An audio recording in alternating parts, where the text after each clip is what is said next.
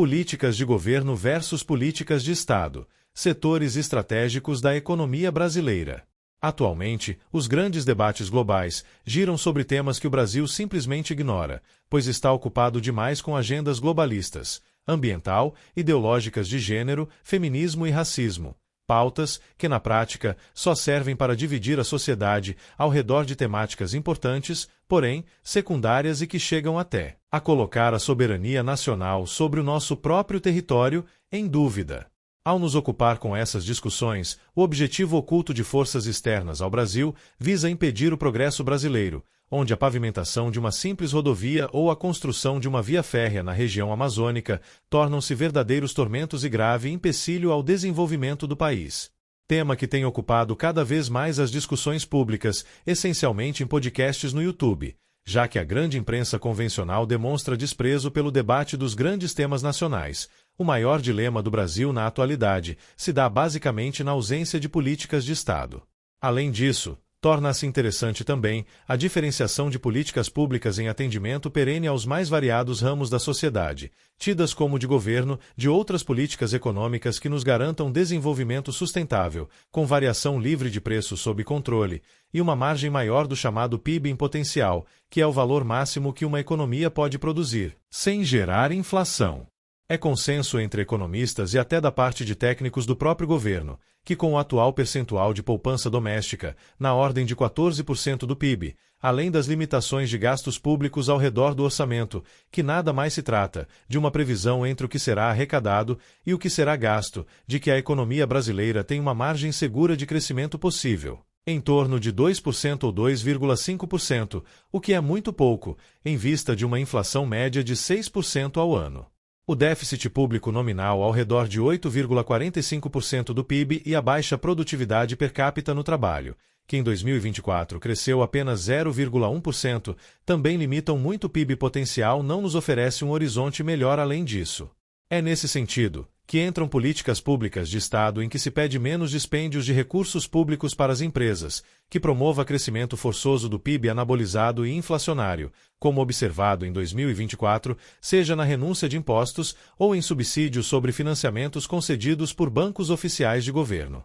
Desse modo, torna-se mais desejável a elaboração de mecanismos onde os estímulos governamentais estejam direcionados em maior parte a aferições de desempenho em escala micro para a obtenção de resultados maiores de proporção macroeconômica.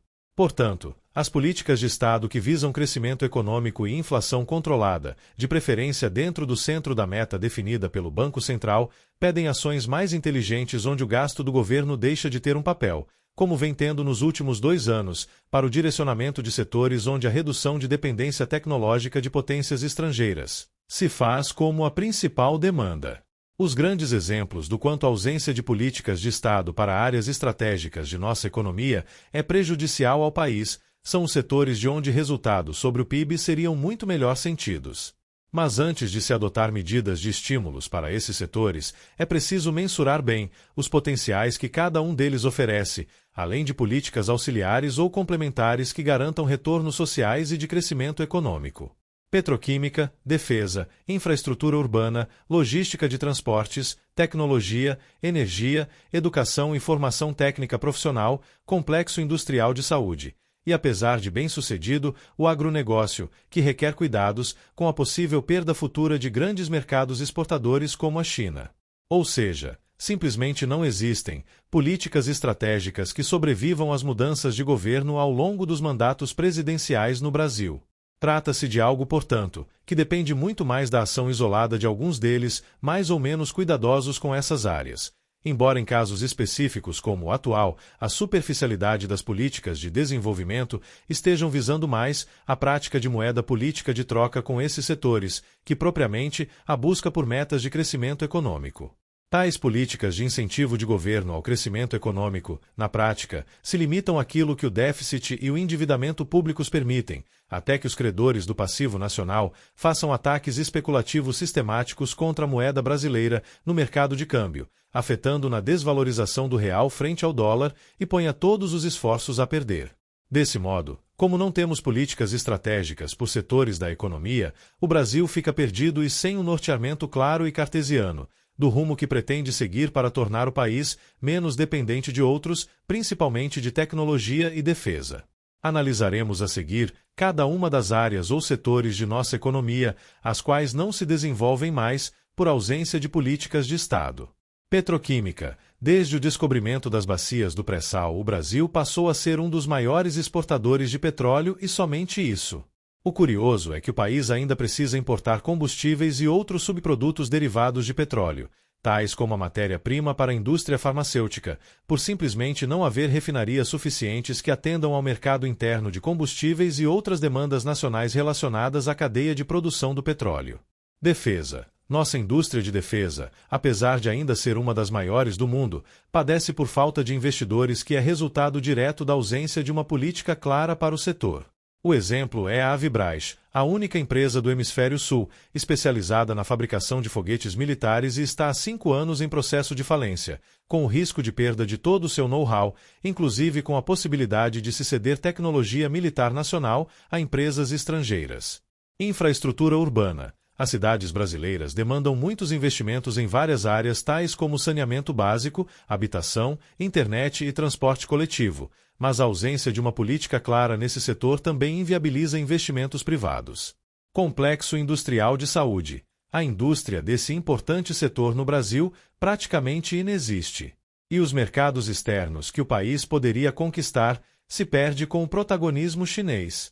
A produção de equipamentos hospitalares e insumos nesse setor expõe uma infinidade de oportunidades perdidas pelo Brasil. Educação e formação técnica de mão de obra. Não existe nenhuma política que garanta a melhora no padrão educacional e de formação técnica.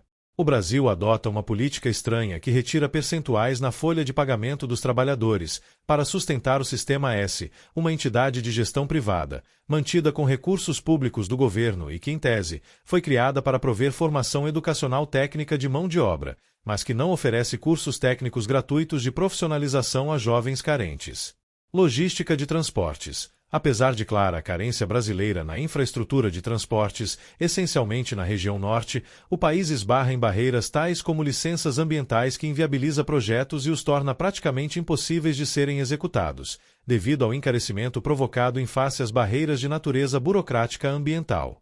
Tecnologia. O Brasil precisa investir em áreas sensíveis no setor de tecnologia, para depender menos de potências estrangeiras, tais como semicondutores, um sistema próprio de satélites para cobertura de internet e de georreferenciamento que atenda ao agronegócio.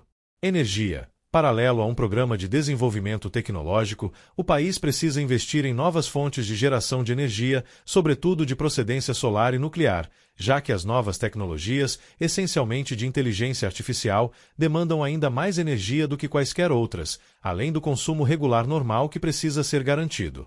Agronegócio. Apesar de ser considerado o terceiro maior produtor de alimentos do mundo, o Brasil não tem um plano que garanta a segurança alimentar nacional, algo que o deixa extremamente vulnerável em caso de uma nova crise global na cadeia de suprimentos, tal como ocorrido por ocasião da pandemia de Covid-19 em 2020 e 2021.